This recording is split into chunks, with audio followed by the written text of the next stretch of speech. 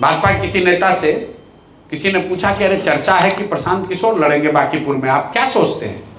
बोला कोई चिंता नहीं, बांकीपुर इतना बड़ा हम लोग का गढ़ है कि हम लोग कुत्ता बिल्ली को भी खड़ा करेंगे तो बांकीपुर की जनता हम ही लोग को वोट देगी। ये बात सही है। अब सही है ना? देखिए अब आपके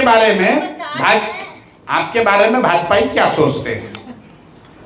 आपको इतना महामूर्ख समझता है, इतना बड़ा अपना बंधुआ मजदूर समझ रहा है कि कैमरे पर कहता है कि हम लोग कुत्ता बिल्ली को भी खड़ा करेंगे तो बांकीपुर की जनता हम ही को वोट देगी। इस अहंकार को तोड़ने के लिए एक बार हराइए, आपको अपने आप असर दिखेगा। बहुत धन्यवाद। देखिए लड़ने पर तो कोई रोक है नहीं, हम राष्ट्रपति का चुनाव लड़ जाएं, वोट आपको ना देना है भाई, लड़ने पर कोई रोक नहीं है। बांकीपुर लड़िए तब आप जीतिएगा, आपकी भावना का सम्मान है, लेकिन आप बात समझिए, हम सुबह शाम तक अगर नहीं लड़ेंगे तो फिर बांकीपुर जाएगा। हाँ, और जाए चाहे आए, उससे हमको क्या करना है? लड़िए। हमको विधायक बन के यहाँ कोई बालू का ठेका थोड़े लेना है। आपके साथ है। मेरी बात समझिए सर, जिसको अपनी जिंदगी सुधारनी है उसको भी प्रयास करना पड़ेगा। हम तो लगे ही हुए हैं सुबह से शाम तक, बस लड़िए। आपको भी लगना होगा, लड़ेंगे। नहीं तो प्रशांत किशोर लड़ने लगेंगे तो एक फायदा है, सब नेता सब वोटर का भाव बढ़ जाएगा, भाजपा भी पूरा ताकत लगाएगी। तो जिसको वोट मांगने भी नहीं आता वहां पर भी कोई भाजपा का मंत्री आके बैठेगा तो कहेगा हाँ भैया मन तो था आप ही को देने का, लेकिन क्या करें जोगी जी आ गए थे तो उन्हीं के ओर हो लिए। कुछ नहीं, आप जीतेंगे। जीत हार की बात नहीं है, आप ये मत समझिए कि जीत हार की हम चर्चा करने नहीं आए हैं। मूल बात समझिए कि सुधार, बदलाव, परिवर्तन तब होगा जब आप बदलिएगा। आप नहीं बदलिएगा, कोई व्यक्ति आ जाए वो सुधार नहीं हो सकता है। अब बांकीपुर में आपके पास एक अवसर है, आपको भाजपा प्यारा है, आपको मोदी चाहिए, आप गौ संरक्षण से की वजह से, हिंदुत्व की वजह से, राम मंदिर की वजह से मोदी से जुड़े हैं, जुड़े रहिए।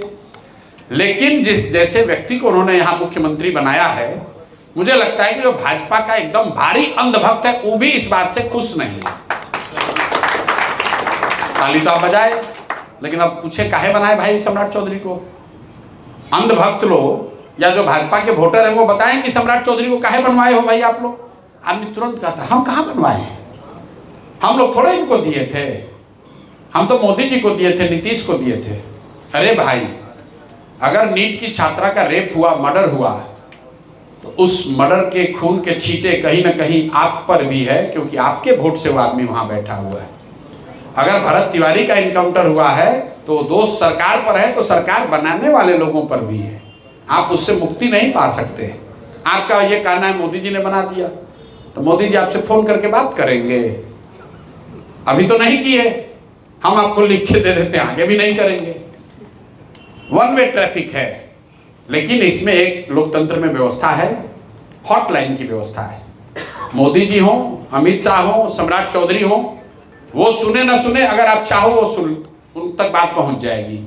अभी बांकीपुर में चुनाव होगा, ईवीएम पर आप जाकर भाजपा के विरुद्ध में वोट दीजिए, भाजपा को हराइए, यहां से लेकर प्रधानमंत्री आवास तक खबर हो जाएगी कि अरे मेरे भाई, बांकीपुर जहां 35 साल से नहीं हारे थे, वहां की जनता ने जो अगर हमको हरा दिया, इसका मतलब है कि जो हम कर रहे हैं, जिसको बैठाए हैं, वो बिहार की जनता को स्वीकार्य नहीं है, और भाई साहब का छुट्टी हो जाएगा। जनता के पास हर साल मौका है, आप उसका उपयोग कीजिएगा तब ना भाई। 5 महीना पहले गलती हुआ, देखिए अभी उपचुनाव का मौका आ गया। अगर ये नहीं भी आता तो पूरे बिहार में पंचायत का इलेक्शन है अभी दिसंबर में, आधे से ज्यादा भ्रष्टाचार और लोगों का जो प्रॉब्लम है, तो मुखिया, सरपंच, वार्ड प्रमुख, उसी से लेना देना है। आप उसमें अच्छा आदमी को जिताइए, तब सुधार हो जाएगा। उसमें भी बिक जाइएगा तो फिर अगले साल नगर परिषद का सब चुनाव होगा, पटना में आपके मेयर का चुनाव होगा, उससे भी होगा तो अगले साल फिर एमएलसी का चुनाव है, उसके बाद फिर लोकसभा का चुनाव है। हर साल आपके पास अवसर है कुछ बेहतर तरीके से वोट देने का। अब अगर आप हर बार गलती करते जाइएगा तो स्वाभाविक है, जिस दशा में हम लोग जी रहे हैं उसी में जीते रहेंगे।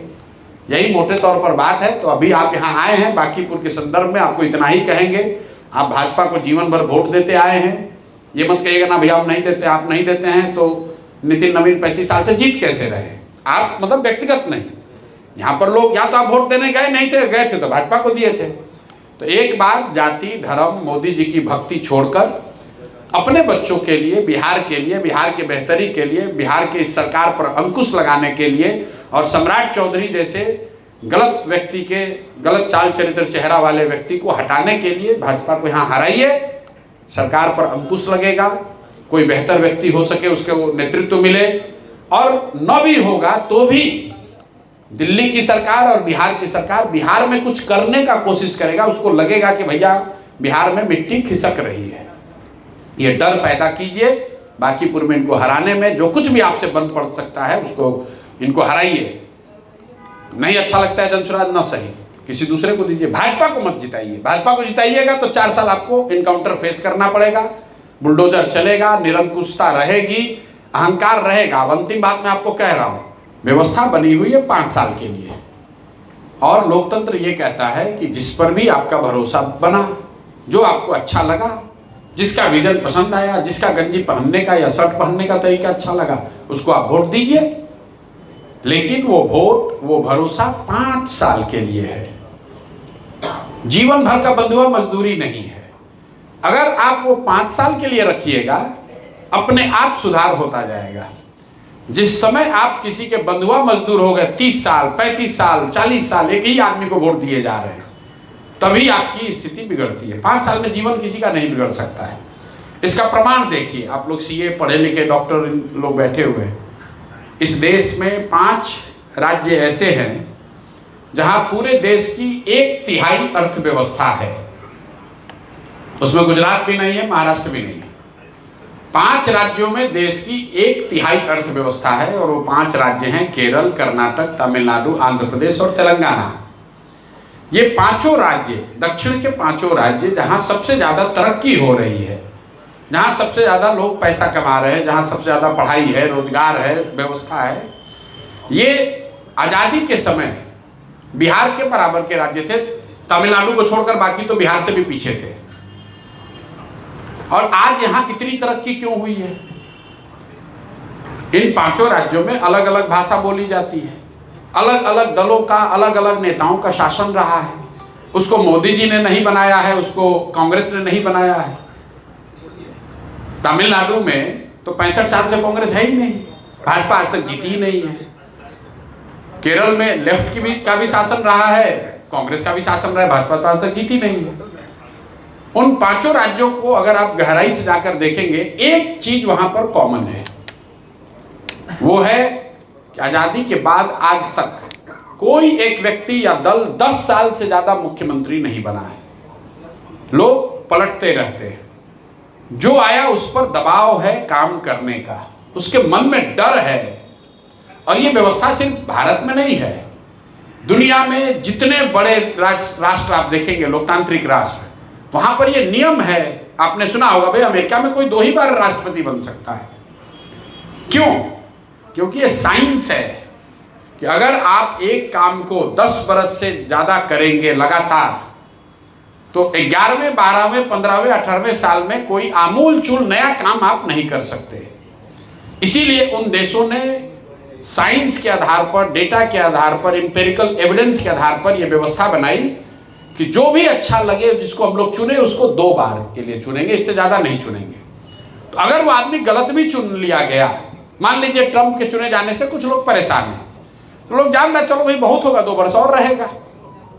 लेकिन बिहार में अगर आपने गलत चुन लिया तो उसको 30 बरस से गलत चुने ही जा रहे हैं। तो बिहार की दुर्दशा का सबसे बड़ा कारण यह है कि हम लोगों ने बदलाव सिर्फ बहस का मुद्दा बना दिया है, वोट में, अपने व्यवहार में उसको हम लोगों ने आत्मसात नहीं किया है।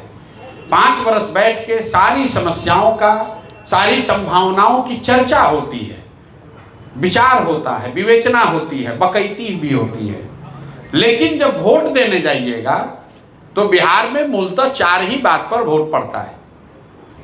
लोकतंत्र इतनी बेहतर व्यवस्था है कि आप जिस चीज के लिए वोट दे दीजिए, जिसको देना है दे दीजिए, वो काम हो ही जाना है। हमारी बात पर आपको भरोसा नहीं है, हम आपको 2 मिनट में उसको समझाते हैं। देखिए, इसी बिहार में लोगों ने 5 किलो अनाज के लिए, गरीबों ने वोट दिया मोदी जी को, भाजपा को। बिहार में चाहे नीतीश रहें, सम्राट रहें, लालू रहें, तेजस्वी रहें, जितना भी भ्रष्टाचार रहे, बिहार के 80% लोगों को 1 किलो चोरी करके 4 किलो अनाज मिल रहा है। कुछ लोगों ने वोट दिया बिजली के लिए, ना भाई बिहार में बिजली तो आना चाहिए, लालू जी के टाइम में बिजली नहीं था। तो नीतीश जी का शासन चाहे जितना भी खराब रहा हो, आज बिहार के किसी भी कोने में जाइए, घर घर बिजली आई हुई है। बहुत लोगों ने वोट दिया है राम मंदिर बनाने के लिए। तो भाई बिहार में सड़क, फैक्ट्री बने न बने, अयोध्या में राम मंदिर आपके वोट से बन गया। कई लोग जिन्होंने लालू जी को वोट दिया है, लालू जी के लोग क्या कहते हैं कि भाई विकास हुआ न हुआ हो, हमने लोगों को सम्मान दिया, गरीबों को आवाज दिया, पिछड़ों को सामाजिक न्याय दिया। तो चाहे लालू जी के राज में जितना भी क्राइम हुआ हो, लेकिन इस बात से कोई इनकार नहीं कर सकता है कि जो उनके वर्ग के दबे कुचले लोग थे, उनको जरूर आवाज और सम्मान मिली। मैं आपको ये क्यों गिनवा रहा हूं?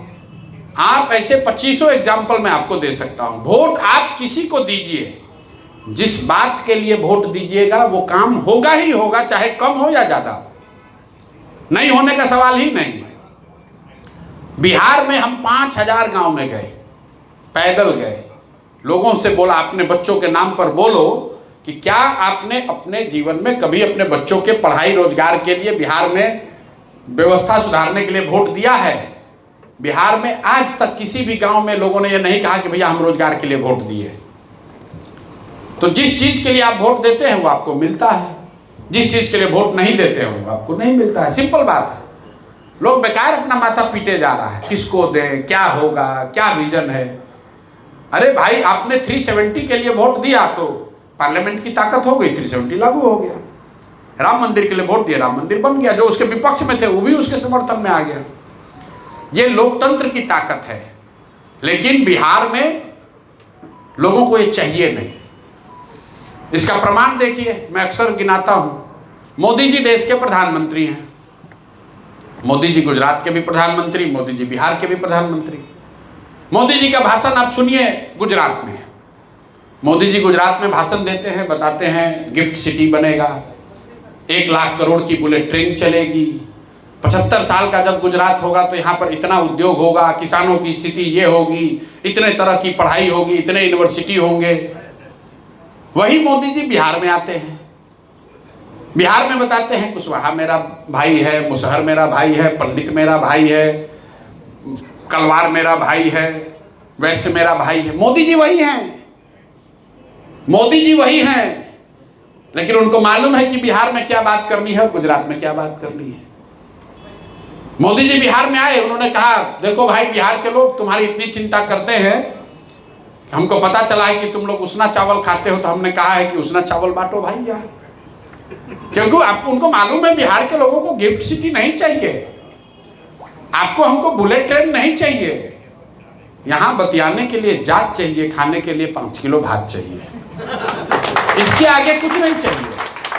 फिर उसके बाद लोग कहता ठीक है तो है, कितना तो बढ़िया काम कर रहा है नीतीश कुमार, मामूली विकास हुआ है। ना मालूम था लालू जी का राज था 6 बजे बंद हो जाता था पटना। यहाँ कुछ सीए लोग बैठे हैं, मैं आपको एक आंकड़ा दे देता हूँ। जब देश आजाद हुआ तो बिहार में जो प्रति व्यक्ति आय थी वो नेशनल एवरेज का 70% था। मतलब अगर देश में 100 रुपए लोग कमाते थे औसतन, तो बिहार में 70 रुपए लोग कमाते थे। लालू जी का जो सबसे खतरनाक राज था, उस समय बिहार में नेशनल एवरेज के मुकाबले यहाँ प्रति व्यक्ति आय थी करीब 42%। मतलब देश में अगर 100 रुपए लोग कमा रहे हैं तो बिहार में 40-42 रुपए लोग कमा रहे हैं। नीतीश कुमार का जो पहला टर्म था, जब नीतीश कुमार बने, तो लालू जी जब बने तो 42 था। 15 साल में बिहार की व्यवस्था को इतना बर्बाद कर दिया कि वो घटते घटते 30 हो गया। मतलब देश में लोग 100 कमा रहे हैं तो बिहार में लोग 30 कमा रहे हैं। नीतीश बाबू जब आए, पहले 5 साल में जो काम किया तो वो 30 बढ़ के हो गया 35। Relative to national per capita income 30 से 35 हुआ, और आज कितना है? 30 है। फिर से मतलब आपकी जो आय बढ़ी है वो दूसरे राज्यों के मुकाबले और आप पीछे होते जा रहे हैं, लेकिन लोगों को लग रहा है कि बिहार में बड़ा विकास हो रहा है। जब देश आजाद हुआ तो पूरे 1950 के दशक में, 60 के दशक में बिहार का नेशनल इकोनॉमी में, जीडीपी में कंट्रीब्यूशन 6 से 7% था। तमिलनाडु का 7%, बिहार का 6 से 7। आज तमिलनाडु का नेशनल इकोनॉमी में कंट्रीब्यूशन है 10%, अब बिहार का कंट्रीब्यूशन है 3%। तो relative to other states, relative to India, Bihar दिनों दिन और गरीब हो रहा है। और आपको, हमको, प्रबुद्ध लोगों को लग रहा है कि नीतीश कुमार तो भारी विकास कर दिया है। मेरे भाई, इस विकास से आप कभी गरीबी के कुचक्र से नहीं निकल सकते हो। इसका परिणाम देखिए, लालू जी के राज में करीब 50 से 55 लाख लोग बिहार के बाहर जाते थे मजदूरी करने। आज करीब 1.25 करोड़ लड़के बिहार के जाकर बाहर मजदूरी कर रहे हैं। और ये बात भाई साहब कहे किस भाषा में समझाइएगा, सब भाषा में समझाकर लोगों को बताया गया। लोग समझते भी हैं, आप भी समझ जाइएगा। यहाँ अरे भाई बात तो बहुत बढ़िया बता रहे हैं। हमने बताया पलायन क्या, पलायन, हम जनसुराज से पहले पलायन कोई मुद्दा ही नहीं था। लोग बाहर जाने को गौरव क्या बात बताते थे। हम लोगों ने शुरू किया भाई पलायन सबसे बड़ा अभिशाप है। लेकिन सब कुछ जानने समझने के बाद भी जब आप निकल के जाओगे बाहर, अभी तो आप भाजपा को ही वोट दोगे। तो आप जब तक वोट दोगे नहीं ठीक से, जब तक आप अपना व्यवहार नहीं सुधारोगे तो आपकी दशा नहीं सुधरेगी। जिस स्थिति के लिए आप वोट दे रहे हैं वो स्थिति बनी हुई है। जितने लेवल का करप्शन आपको चाहिए था उतने लेवल का करप्शन बना हुआ है। आप बदलाव के लिए, परिवर्तन के लिए वोट दीजिएगा तो परिवर्तन होगा, नहीं वोट दीजिएगा तो नहीं होगा। हम चाहे जितना भी आर्गुमेंट दे ले। तमिलनाडु में भाई साहब कह रहे हैं कि आपने मदद किया, कोई जीत गया। भाई जितना पसीना हमने बिहार में बहाया है उसके मुकाबले 1% भी हमने मेहनत तमिलनाडु में नहीं की है। अब जरा स्थिति समझिए, दोनों राज्य की समस्या क्या है। तमिलनाडु में 35 लाख के आसपास बिहार के लोग मजदूरी नौकरी करते हैं। नेचुरली वहां ज्यादा उद्योग है, ज्यादा विकास है, तभी तो लोग वहां जा रहे हैं। वहां के लोगों ने अपनी व्यवस्था को हटाकर एक नया प्रयोग किया, नए लोगों को जिताया। जो वहां तरक्की है फिर भी वो चाहते हैं हमारा और तरक्की हो। और बिहार जहां से 35 लाख आदमी जा रहा है मजदूरी करने, यहाँ का आदमी कह रहा है ठीक है तो है, कितना बढ़िया तो नीतीश चला रहा है, अब इससे बढ़िया क्या चाहिए। पेट वोट भरिए गया है, खाने पीने का जुगाड़ है, ये है। हमको कोई गोली नहीं मार रहा। बिहार में, बांकीपुर में, पटना में क्या है। आप कहते हैं भाई लालू का राज इतना खराब था, कम से कम कोई गोली तो नहीं मार रहा है। पटना 8 बजे तक खुला तो है, कोई अपहरण तो नहीं कर रहा है। तो बिहार के लोगों ने ये बेंचमार्क बना लिया है कि आपको कोई मार नहीं रहा है, आपका कोई अपहरण नहीं कर रहा है। यही बहुत बड़ा सरकार का उपलब्धि है, सरकार की उपलब्धि है। इसीलिए सरकार में गृह मंत्री का रोल बहुत बड़ा है। यहाँ फाइनेंस मिनिस्टर के बारे में कोई नहीं जानता है, इंडस्ट्री मिनिस्टर कोई नहीं बनना चाहता है, स्वास्थ्य मंत्री सबसे जो बेवकूफ है उसको बनाता है, एजुकेशन मंत्री। आप सुने कोई चर्चा? सम्राट चौधरी जी आए हैं अभी, विद्वान व्यक्ति। अब आप बताइए, जब से आए हैं तो यही बता रहे हैं कि किसको गोली मारना है, जात पूछ के मारना है कि गमछे का रंग देखकर मारना है कि हिंदू मुसलमान करके मारना है। अरे भाई कभी ये भी तो बताओ कि उद्योग कैसे लगना है। झूठे सही, गलत सही, बोलो तो सही। ये समाज की सोच को दिखाता है। पुलिसिया स्टेट है, अपराध, लॉ एंड ऑर्डर, गृह मंत्रालय, इसी के इर्द गिर्द सत्ता है। महाराष्ट्र में आप जाइएगा, गृह मंत्री मिले न मिले, लोग अर्बन डेवलपमेंट का मंत्री बनना चाहते हैं। लेकिन बिहार में लोग गृह मंत्री बनना चाहता है, बाढ़ वाला जल संसाधन मंत्री बनना चाहता है। उसी में लूट है, उसी में मलाई है। इंडस्ट्री मंत्री बनेगा, उसमें क्या मिलेगा? एजुकेशन मंत्री को तो कुछ है नहीं।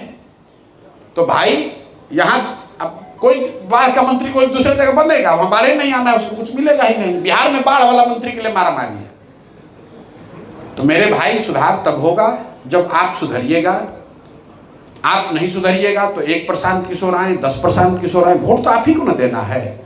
अब आप लोग सब बांकीपुर के हैं, अभी हम लोग बिहार पर चर्चा करने तो आए नहीं थे, आप लोग अलग विवेचना शुरू करा दिए।